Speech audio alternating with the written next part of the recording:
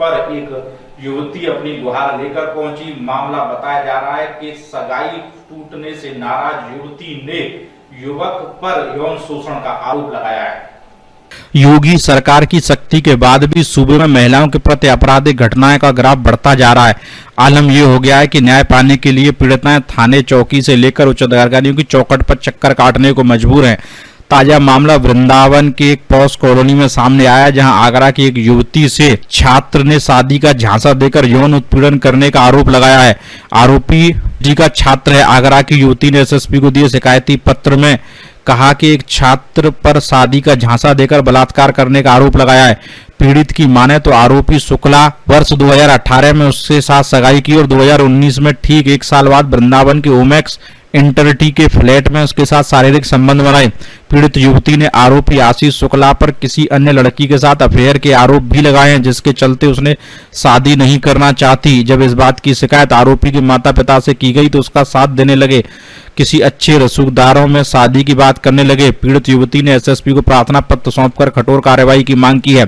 SSP के आदेश के बाद जैत चौकी पुलिस ने आरोपी को जांच पड़ताल शुरू की है। वहीं पीड़िता के अनुसार वह किसी तरह का समझौता नहीं चाहती, बस कि आरोपी के खिलाफ कार्रवाई की बात कह रही है। ऋतिक अग्रवाल, वृंदावन, समाचार 24। आप थाने आई हैं, क्या वजह है, क्या शिकायत है आपकी? आशीष शुक्ला नाम के लड़के से मेरी इंगेजमेंट हुई थी। उन्हें मुझे शादी का झांसा देके इंगेजमेंट किया मेरे घर आके। अब उन्हें फिर डिले करते गए शादी का कि पीएचडी हम कर रहे हैं। जीएलए से पीएचडी कर रहा है, बोलता गया कि हाँ हम करेंगे शादी, मेरी पीएचडी तो चल रही है, तो वेट करते हैं। हम भी बोलते रहे। अब उसका अफेयर किसी और लड़की से जीएलए में ही चल रहा है, लेकिन मुझे इस चीज़ की पता नहीं थी। जब उसने मुझे बुलाता रहा, फ्लैट में भी उसने मुझे बुलाया, उसने मेरे साथ में फिजिकल रिलेशन भी रहे। फिर जब मैंने उससे शादी के लिए बात किया तो वो मुझसे बोलने लग गया कि मुझे कोई शादी वादी नहीं करनी है, मैं तो किसी और से प्यार करता हूँ, और मैं तो जो भी तू करेगी, अब मेरे लिए एक्शन लेगी तो मेरे पापा की बहुत दूर तक पहुँचे, क्या कर पाएगी तू मेरा, और अपनी बदनामी करा लेगी। मैं तेरे को इतना बदनाम कर दूंगा कि तू कुछ भी मेरा उखाड़ नहीं पाएगी। उसने मुझे ये धमकी दी। फिर हमने कोशिश किया उसके फादर से कांटेक्ट करने का। उसके फादर बोलने लग गए कि हमें लड़का तो पीएचडी कर रहा है और अब हमारे लिए तो और अच्छे अच्छे रिश्ते आ रहे हैं, हमारा लड़का जब शादी के लिए तैयार नहीं है तो हम क्या करें। तो हमने कोशिश की कि आप आइए, बैठ के बात कीजिए हमसे, तो वो बैठ के बात करने को तैयार नहीं थे। अब वो आ ही नहीं रहे इस चीज़ के लिए, तो अब मुझे ये एक्शन उठाना पड़ा है कि मुझे इस चीज़ का इंसाफ मिले। इस चीज़ की जो भी है, आप इस चीज़ का पुलिस वाले एक्शन लें, उन्हें सजा, जो भी सजा है वो उनके लिए वेरीफाई की जाए। जैसे आपके कांटेक्ट में कैसे आए और कब से संपर्क थे आप लोगों को? ये 2015 में हम लोग साथ में पढ़ते थे, तो उस टाइम पे हम लोग जानने लगे। हमने अपने घर में बताई ये वाली चीज़, फिर हम लोग का इंगेजमेंट कर दिया। और रहने वाला ये बांदा का है लड़का, और जीएलए में पढ़ रहा है। और फिर जब इसके पास में मैं फ्लैट में गई थी बात करने के लिए, उसने वहाँ पे मेरे साथ मारपीट की और मुझे धमका के वहाँ से भगा दिया कि हम बात करेंगे वरना कंप्लेन कर दूंगा। मैं आ गई। फिर ये लोग वादा करने के बाद भी हमसे बात करने नहीं आए। ये जो वारदात है वो ओमेक्स एटर्निटी की है, जहाँ पे वो फ्लैट लेके रह रहा था। अब उसने अपने एड्रेस बदल दिया है, नंबर बंद कर दिए हैं।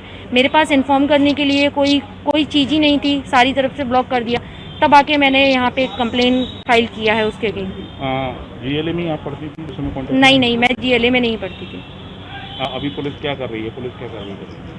वो चाहती है कि या तो बात करें, सेटलमेंट हो इस चीज़ का, बात करें, क्योंकि ये चीज़ें बाहर जाएंगी, लीक होंगी या बदनामियाँ होंगी, आगे चीज़ें बहुत बढ़ती जाएंगी। इस चीज़ में सेटल करिए, बात करिए।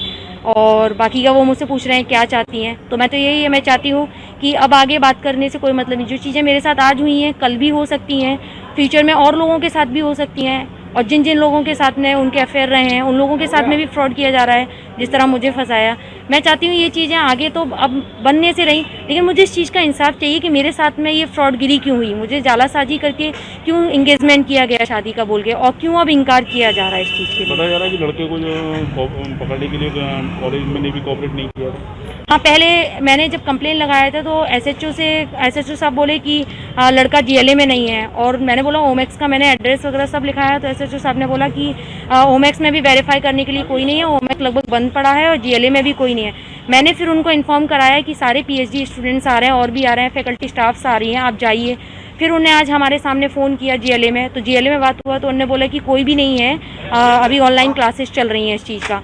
तो मैंने उनको इन्फॉर्म किया कि झूठ बोल रहे हैं, जब सारे पीएचडी और स्टाफ हैं और वो एक रिसर्च स्कॉलर है, 25,000 स्टेपन उसको मिल रहा है, तो कॉलेज वाले बुला रहे हैं, वो ऑनलाइन क्लासेस भी बच्चों की ले रहा है, क्योंकि वो अपनी पढ़ाई के साथ साथ में वहाँ के वर्क प्रोसेस भी अपनी कंप्लीट कर रहा है। तो उन्होंने बोला ठीक है, आप इस चीज़ के लिए तैयार, हम भी देखते हैं आपकी बात में कितना दम है। तो यहाँ से उन्होंने जैत थाने से इंचार्ज भेजा और हम लोग गए। मैं सीधा उनको 8th ब्लॉक सिविल डिपार्टमेंट में लेके गई। वहाँ जाके उन्होंने HOD से बात किया, लड़का सामने आ गया। लड़का बात करते करते लड़का वहाँ से फरार हो गया।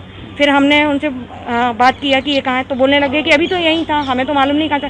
फिर वहाँ पे ढूंढने लगे। फिर हम ऊपर वाली फ्लोर में गए, तो वहाँ जाके लड़के को देखा, लड़के को बुलाए, तो लड़का बोला मैं तो वॉशरूम में था, जबकि आधा घंटा निकल चुका था हमें ढूंढते हुए इस चीज़ को लेके। फिर वहाँ से वो लोग आने, मतलब ये बोल रहे थे कि ये चीज़ें ऐसे नहीं होंगी। फिर वो भी आने को तैयार नहीं था, पुलिस उसको उठा के ले गई। जैत थाने में बात हुआ हमारा। फिर हमें आपसी में बात कराए कि आप लोग आपस में बात करिए इस चीज़ का, आपस में बात करके इस चीज़ का समझौता करिए, आप लोग क्या चाहते हैं। हमारा मानना तो यही है कि आप लोग बात करिए, अपने पेरेंट्स को इन्वॉल्व करिए इस चीज़ में, ताकि ये आगे बातें ना जाएं। तो लड़का बोलने लगे कि क्या चाहती है तू चाहती है शादी करना, तो मैं शादी के लिए तैयार हूँ। तो मैं ऐसे प्रेशराइज में शादी करना नहीं चाहती हूँ। मुझे तो ये है कि मेरे साथ में अगर आपको शादी नहीं करना था तो क्यों एंगेजमेंट किया, क्यों मुझे अभी तक दिलासा देते रहे कि शादी होगा। तो मैं चाहती हूँ अब इस चीज़ में कानूनी कार्रवाई करना, जिसके लिए उनको जो भी पनिशमेंट हो, जो भी सेक्शन हो, वो सब किए जाएँ। बाकी का जो भी कानून के द्वारा जो भी चीज़ें हैं वो करी जाएँ। मैं इस चीज़ में अब कोई ऐसी चीज़ नहीं चाहती हूँ कि आगे मेरा फ्यूचर बर्बाद हो। वृंदावन में